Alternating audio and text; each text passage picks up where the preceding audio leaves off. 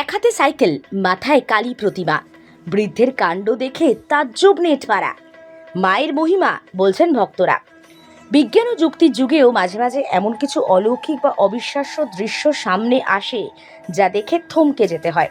সম্প্রতি সোশ্যাল মিডিয়ায় এমনই এক ভিডিও ভাইরাল হয়েছে যা দেখে নেটিজেনদের চোখ ছানা বড়া। ভাইরাল ভিডিওয়ে দেখা গেছে এক বৃদ্ধ এক হাতে সাইকেল চালিয়ে অবলীলায় এগিয়ে যাচ্ছেন, মাথায় বিশালাকার মা কালীর প্রতিমা। সাধারণত একটা মাঝারি মাপের প্রতিমা সরাতে 4-5 জন মানুষের প্রয়োজন, সেখানে বৃদ্ধ তো অসাধ্য সাধন করছেন সম্পূর্ণ একা। ভিডিওয়ে দেখা যাচ্ছে জনবহুল রাস্তার মাঝখান দিয়ে তিনি ভারসাম্য বজায় রেখে সাইকেল চালাচ্ছেন। এক হাত হ্যান্ডেলে, অন্য হাত ঠাকুরকে ধরা। চোখে মুখে ক্লান্তির কোনো ছাপ নেই, বরং অদ্ভুত এক দৃঢ়তা। ভিডিওটি সোশ্যাল মিডিয়ায় ছড়িয়ে পড়তেই শোরগোল পড়ে গেছে। স্থানীয়রা, প্রত্যক্ষদর্শীরা বলছেন এটা মায়ের মহিমা। ভক্তদের দাবি, মায়ের আশীর্বাদ ছাড়া এভাবে প্রতিমা মাথায় নিয়ে সাইকেল চালানো অসম্ভব।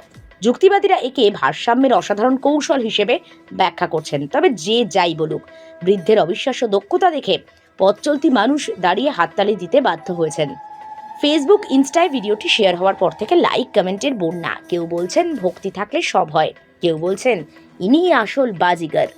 ভিডিওটি কোথায় তোলা হয়েছে তা স্পষ্ট নয়। মনে করা হচ্ছে গ্রাম বাংলার কোনো এক প্রান্তের ছবি, যেখানে ভক্তি আর দৈনন্দিন জীবন এভাবেই মিশে যায়।